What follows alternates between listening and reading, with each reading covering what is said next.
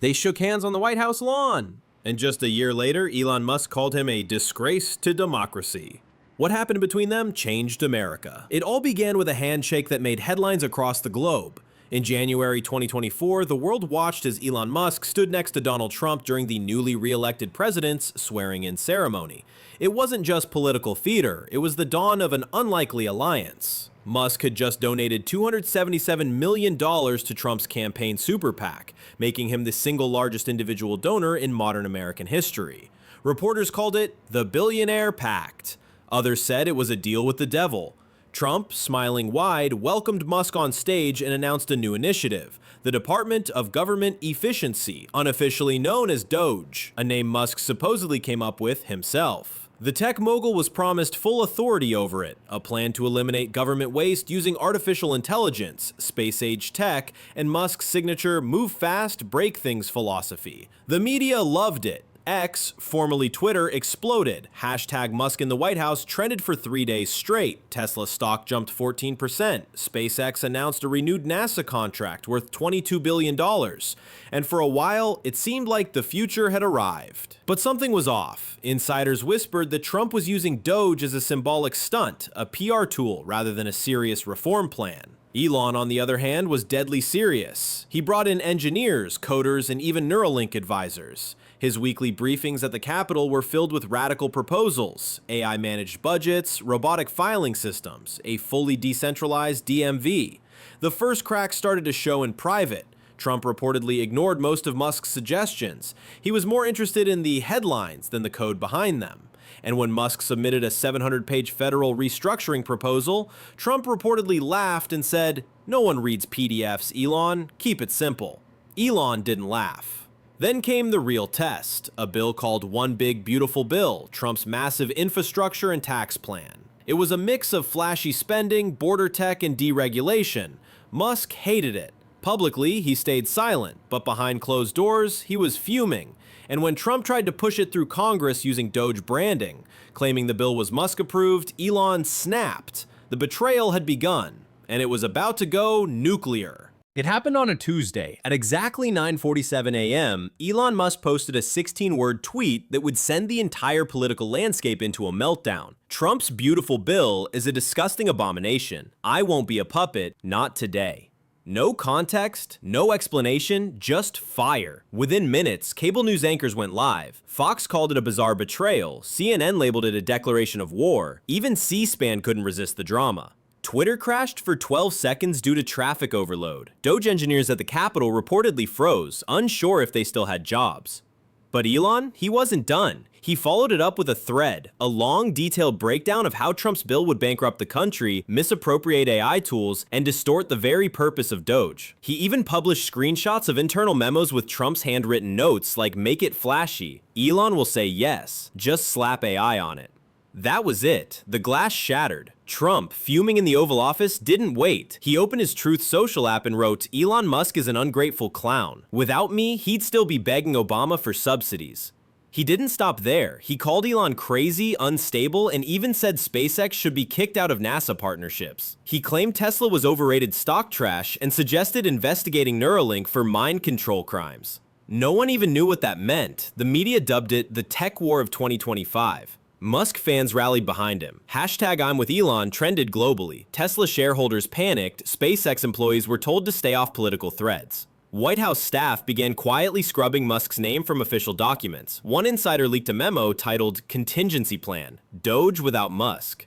Meanwhile, Musk went live. Yes, full live stream on X. In a dim room, no suit, no tie, just a black t-shirt with the phrase "Autonomy Matters." He spoke for 37 minutes straight, exposing backroom deals, budget manipulations, and what he called a dictatorship wrapped in democracy. He didn't just accuse Trump of corruption, he named names. He showed receipts. The final line of the stream: "I helped build this presidency. Now I'll dismantle it, one truth at a time."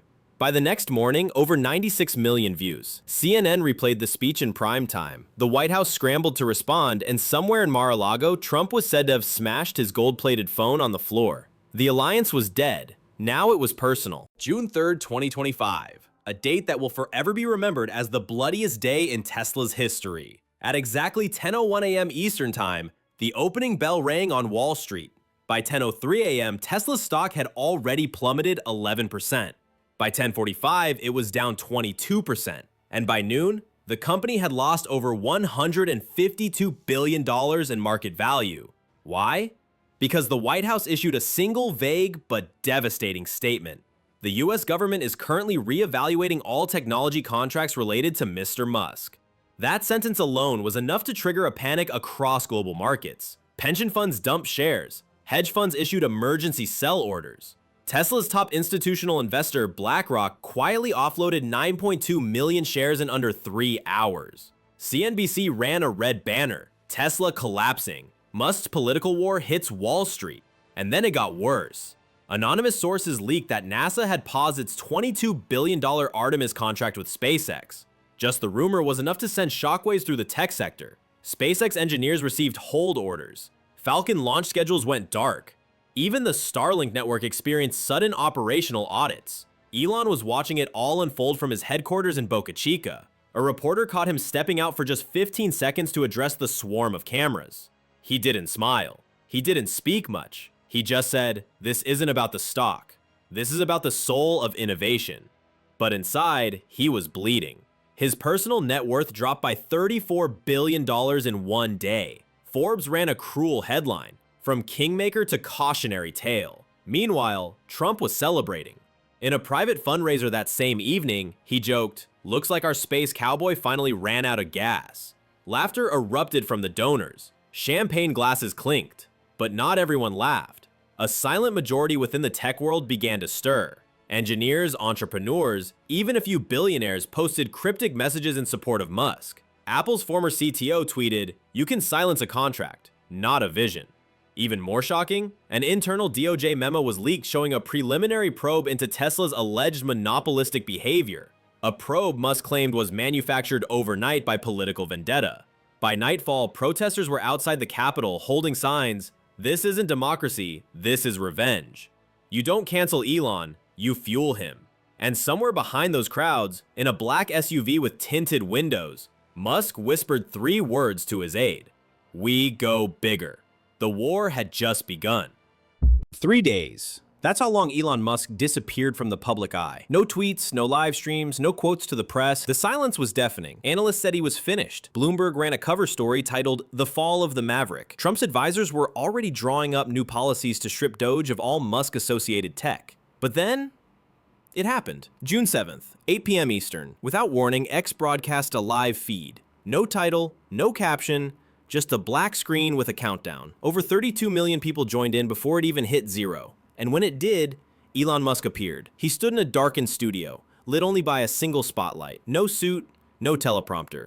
Just a single file folder in his hand labeled "The Truth." Tonight, he began, "You're gonna see what they tried to bury." Then he opened the folder. The next 47 minutes would go down in internet history. Slide after slide, screenshot after screenshot, Musk unveiled a digital paper trail of corruption that stunned the nation. Secret emails between White House officials and fossil fuel lobbyists, pressuring Musk to kill Tesla's upcoming battery breakthrough project. Audio recordings of Trump advisors joking about sabotaging SpaceX launches to remind Elon who's boss. Documents showing misuse of Doge infrastructure funds to finance Trump's personal resort security upgrades. And the bombshell, a memo from Trump's chief strategist titled "Neuter Elon before Q4. He's outgrowing the president." The internet exploded. Hashtags, #TheFiles, #Neuter Elon, #White House leak. Reddit threads reached 12,000 comments in under an hour. News anchors abandoned live schedules to stream the video. Even anti-Musk voices paused. But Elon wasn't done. He finished with a final message. "This isn't about politics, this is about power. And when power fears truth, it retaliates. So here's my retaliation." He held up a small metal device. Looked like a USB stick. "This contains the full archive. Thousands of files. Emails, contracts, audio. I'm releasing it tonight. Open source, unfiltered, forever." Boom. The site crashed. Servers melted. But the damage was done. The leak reached WikiLeaks, ProPublica, and even the European Parliament. Hours later, Trump tweeted, "Fake files. Total lies. Elon is a psychopath." But no one was listening anymore. CNN's Anderson Cooper said, "If even half of what we saw tonight is verified, this could mark the beginning of the largest political tech scandal in US history." Meanwhile, in Silicon Valley, CEOs began making calls. Quiet meetings were held. Something something was building. Musk had flipped the board. Now he wasn't the underdog, he was the insurgent, and America was watching. The files were out. The world was on fire. But Elon Musk wasn't done.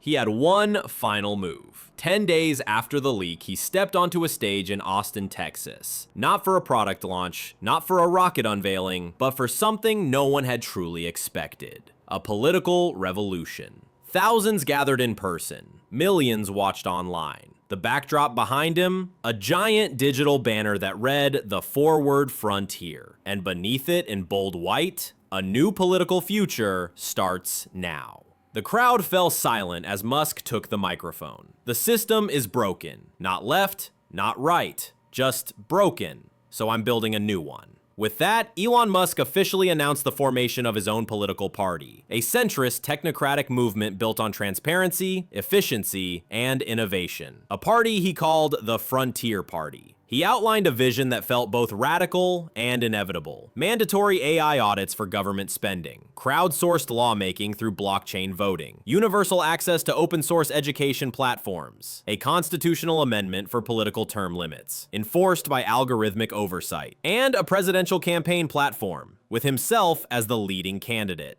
"I never wanted to run for office," he said, "but they forced my hand. They attacked the future, so I'm fighting for it." That line alone made headlines in 72 countries. Within hours, Frontier Party chapters started forming across all 50 US states. Disillusioned voters from both Democrat and Republican camps signed up by the thousands. Tech leaders pledged funding. Independent senators expressed interest in defecting. And the polls? A leaked internal poll showed 27% of voters saying they'd support Musk today over Trump or Biden. But it wasn't just about numbers. It was a movement, a youth-led wave of coders, scientists, artists, veterans, and former bureaucrats began uploading videos saying, "I'm joining the frontier." TikTok was flooded with clips of teens and veterans alike, explaining why they believed Musk was our generation's last shot at sanity. The establishment trembled. Trump, now clearly threatened, went full attack mode. He labeled Musk a data dictator and claimed the new party was a Chinese cyber plot. Biden's camp stayed mostly silent. Analysts said they didn't know whether to attack or collaborate. Meanwhile, Elon doubled down. He took Doge, stripped it from federal affiliation, and relaunched it under the Frontier Civic Cloud, a decentralized, citizen-run network designed to replace bureaucratic systems with real-time, transparent infrastructure. In the span of 4 weeks, Elon Musk had gone from political outcast to the leader of what some called the first post-party movement. And as he walked off that stage in Austin, he turned back to the crowd one last time and said, "You built rockets with me. You built electric cars with me. Now let's build a country." The stadium erupted. The camera zoomed out, and the future suddenly didn't seem like science fiction anymore.